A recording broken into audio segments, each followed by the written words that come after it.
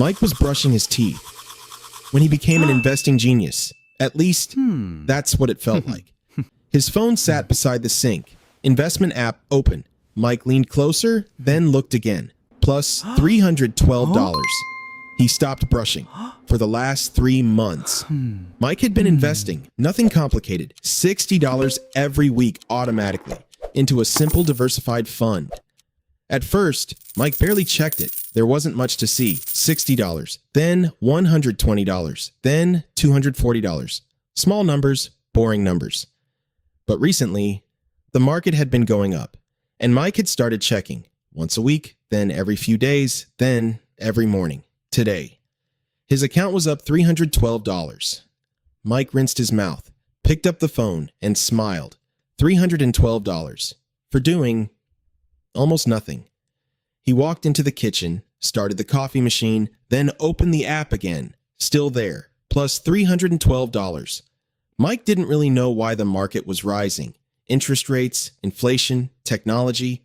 He had heard all the words, but honestly, Mike didn't care. The number was green, and green numbers have a strange way of making you feel smarter than you were yesterday. Mike locked his phone, but something had changed. For the first time, Mike wasn't just saving money, he was making money. At least, that's what he thought. And without realizing it, Mike had just entered one of the most dangerous stages of investing. Not when the market falls, when it rises, because losses create fear. But gains create confidence, and too much confidence can make a beginner forget he's still a beginner. 2 weeks later, Mike was eating lunch at his desk.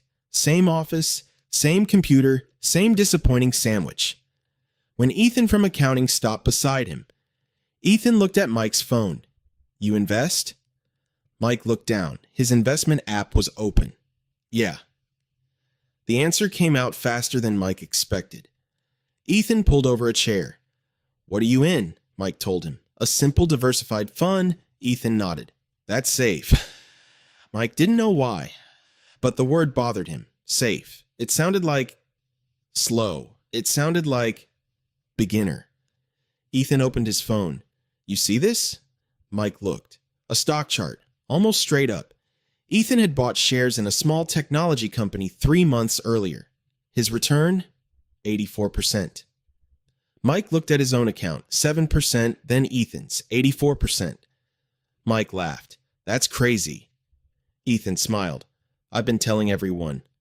Mike looked at the chart again, 84%. His 7% return, which had made him feel good that morning, suddenly felt embarrassing. "So, you think it'll keep going?" Ethan shrugged. "People are saying it could double." Mike nodded. He didn't ask. Which people? He didn't ask what the company earned. He didn't ask how much debt it had. He didn't even completely understand what the company sold, because Mike wasn't really asking about the company. He was asking a different question. Am I missing out? And that question is much more powerful. That afternoon, Mike checked the stock. Up 4%. An hour later, up 6%. Before the market closed, up 8%. Mike stared at the screen. His boring fund had taken months to give him 7%. This stock had done more. Before Mike finished one day of work. For the first time, Mike's boring investment didn't feel responsible. It felt stupid. That evening, Mike sat at his kitchen table, laptop open, stock chart glowing. He had watched 6 videos. 3 said the company could change the world. 2 called it the opportunity of a lifetime. And 1 guy had a thumbnail with his mouth open and a giant red arrow pointing toward the sky. Mike watched that one twice. He opened his investment account. $100? Too small. 200? Maybe. Then Mike remembered Ethan. 84%. Mike typed $500. He stared at the number. A few months earlier, spending $500 would have made Mike nervous. But this didn't feel like spending. This was investing. Mike pressed buy. Done. For the first time in his life, Mike owned individual shares in a company. He had learned about 7 hours earlier. He leaned back. The refrigerator hummed. Nothing happened. Mike refreshed the page. No change. He refreshed again. Still nothing. Mike laughed at himself, closed the laptop, and went to bed. At 11:42 p.m., Mike opened the app again, just to check. The market was closed. Mike knew that. He checked anyway. The next morning, the stock went up 3%. Mike made $15. The next day, another 4%. By Friday, Mike was up $61 in 4 days. Mike stared at the number. His savings account paid him a few dollars in interest. His diversified fund moved slowly. But this felt different. Mike started reading more, not about investing, about the stock. There is a difference. Every positive article, Mike read completely. Every negative article, Mike closed. The writer didn't understand the company. Someone online said the stock was overpriced. Mike opened the comments. The top comment called the writer an idiot. Mike liked it.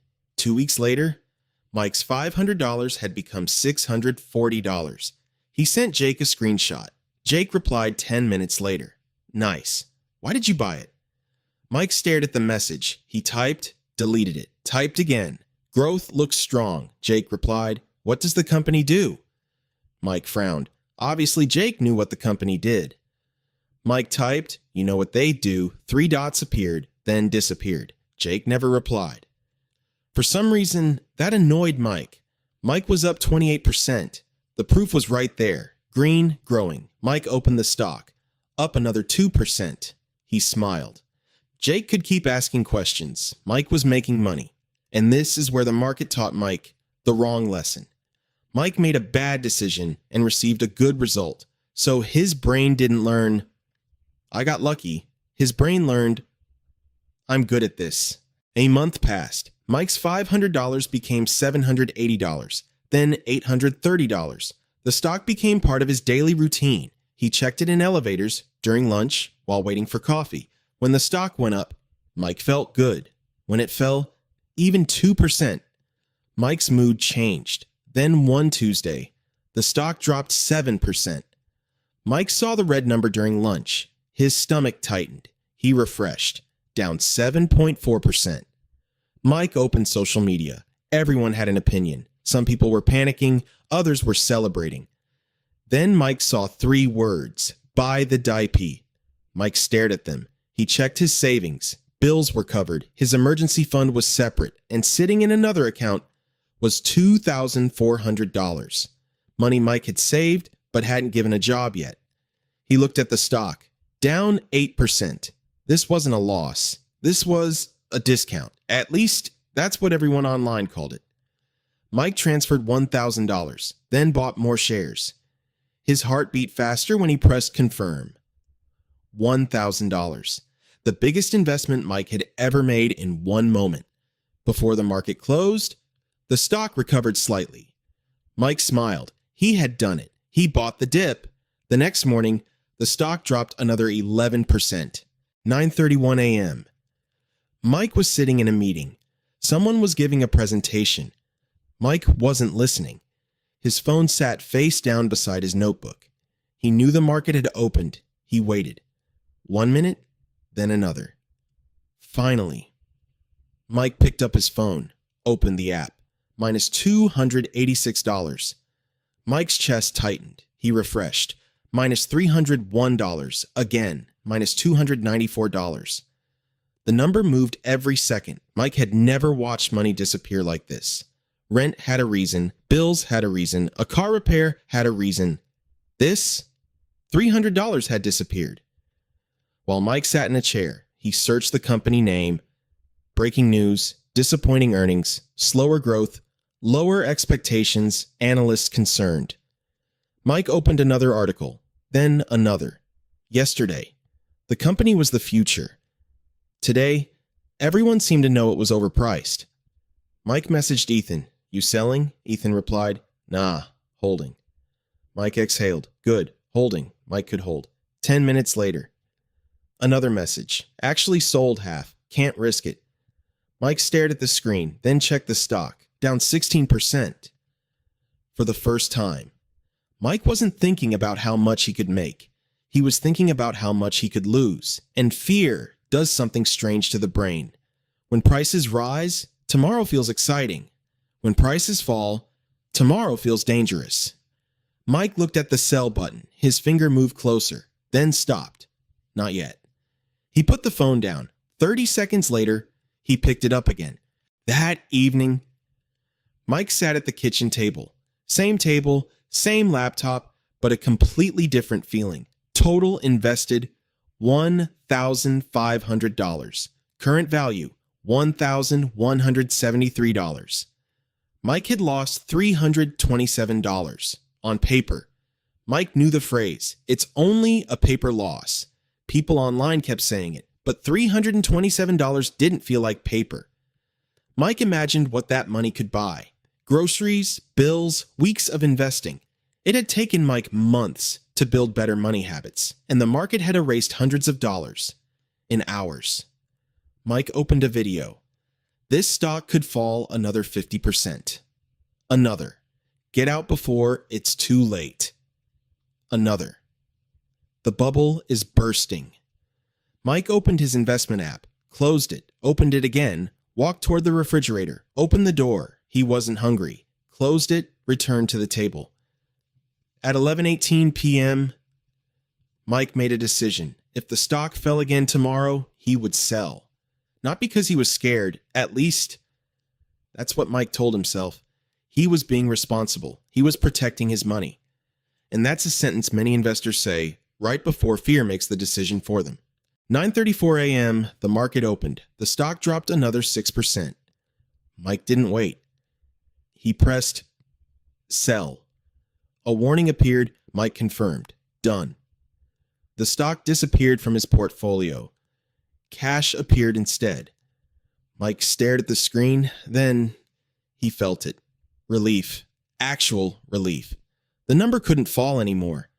Mike put his phone down. For the first time in 2 days, he could breathe normally. That afternoon, Mike checked the stock.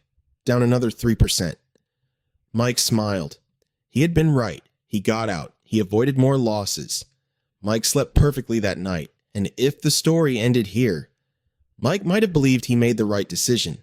But the market wasn't finished with him. 3 weeks passed. Mike stopped checking the stock.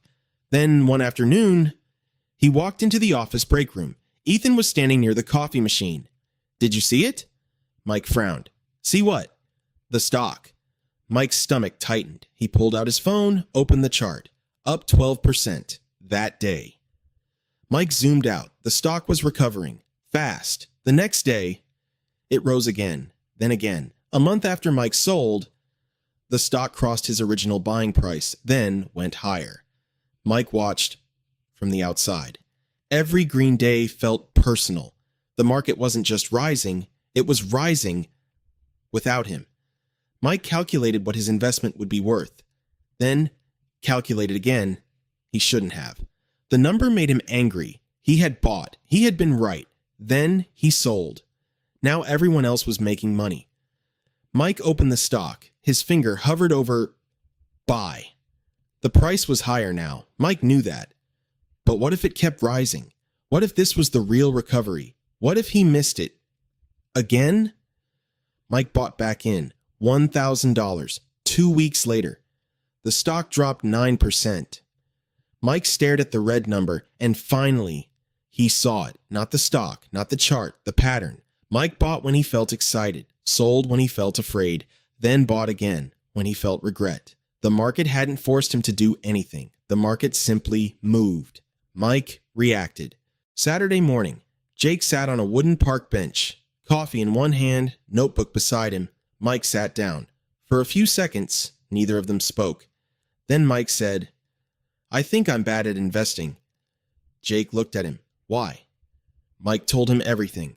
The first $500, the gains, the extra 1,000, the crash, the sell, the recovery, buying again. Jake listened. When Mike finished, Jake opened his notebook. He drew a circle. At the top, he wrote, price rises, then excitement, then buy. Another arrow. Price falls. Fear, sell, then price recovers, regret, and finally, back to buy. Jake turned the notebook toward Mike. Mike stared at it. That's exactly what I did. Jake nodded. That's what a lot of investors do. Mike looked at the circle. So the market tricked me? Jake shook his head. No. He pointed at the notebook. Your emotions did exactly what they're designed to do. Mike frowned. Jake continued. When something feels safe, you move toward it. When something feels dangerous, you move away. That's normal. Jake pointed to the word buy. But when prices are rising, investing feels safest. Then he pointed to sell. And when prices are falling, investing feels dangerous. Mike stared at the page. Jake closed the notebook. The feeling is backwards. Jake wrote one word, FOMO. Fear of missing out. Mike nodded. I know. Jake smiled. Knowing the name doesn't make you immune. Mike said nothing. You saw Ethan make 84%. Then you looked at your 7%. Did your investment suddenly become worse? Mike thought. No. Then what changed? Mike knew the answer. Someone else was making more. Jake nodded. Comparison changed your risk tolerance. Mike stared at the notebook. His fund hadn't failed. His plan hadn't changed. He had simply seen someone else winning faster. And suddenly, slow felt like losing. Jake wrote, loss aversion. People feel losses more strongly than similar gains. Mike thought about his $312 gain. He smiled, took a screenshot, then the $327 loss. He couldn't sleep. Almost the same number, completely different feeling. Jake looked at him. When you made $300, you felt good.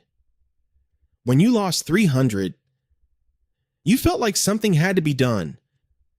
Mike nodded. So, you sold. Jake paused. You didn't sell because the anxiety disappeared. The anxiety disappeared because you sold. Mike looked at him. Jake continued. You weren't selling the investment. You were selling the feeling. That sentence stayed with Mike because it was true. The second he sold, he felt relief. Nothing about the company changed. Nothing about the market changed.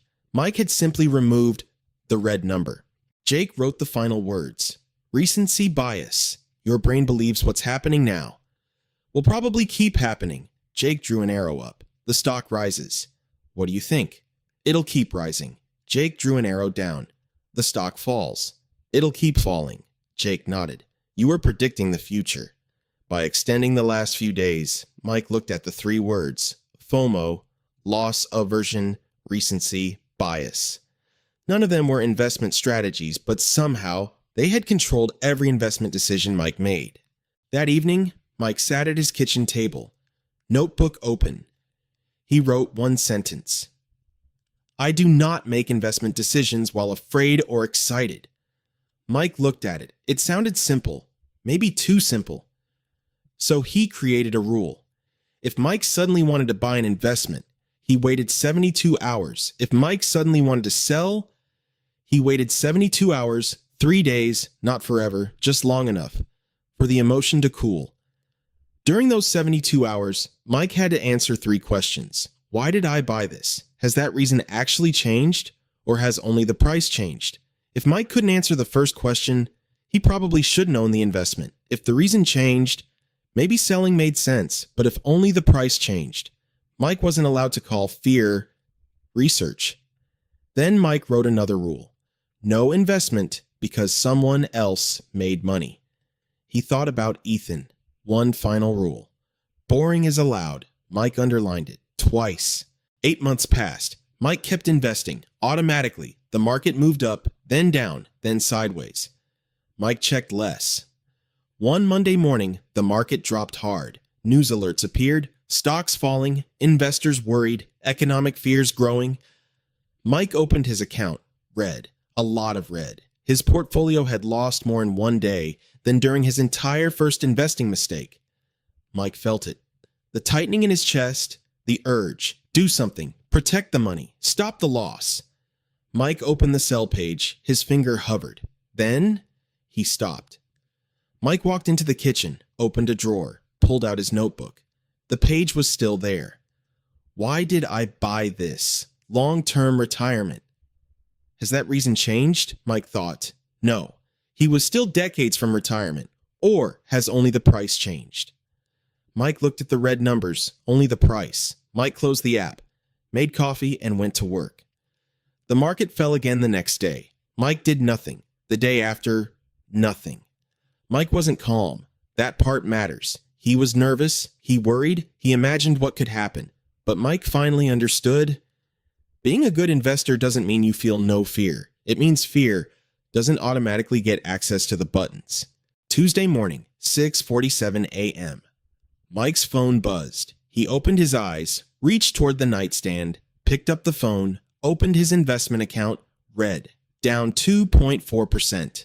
Months earlier, Mike would have opened the news, checked social media, watched predictions, calculated his losses, maybe sold, maybe bought, maybe spent the entire morning trying to solve a problem that didn't need a decision. Mike looked at the red number, then locked his phone. He walked into the kitchen, started the coffee machine. Steam slowly covered the window. The market was still open. Prices were moving. Millions of investors were watching, buying, selling, panicking, celebrating, predicting. Mike poured his coffee and did nothing. Not because he didn't care, not because he knew what the market would do next. Mike finally understood. He didn't need to know. His plan existed before the fear arrived. His investments had a purpose. His timeline hadn't changed. The number was red. That was all. Mike took a sip of coffee. Somewhere, the market moved another 0.1%. Mike didn't see it, and for the first time, that felt like progress, because the biggest danger to Mike's investments was never the red number on the screen. It was the person holding the phone, believing every feeling required a decision. Most investors don't lose money because they know nothing. Sometimes, they lose money because they know exactly what they should do, until the market makes them feel something else. And when that moment comes, the market doesn't need to beat you. It only needs you to beat yourself.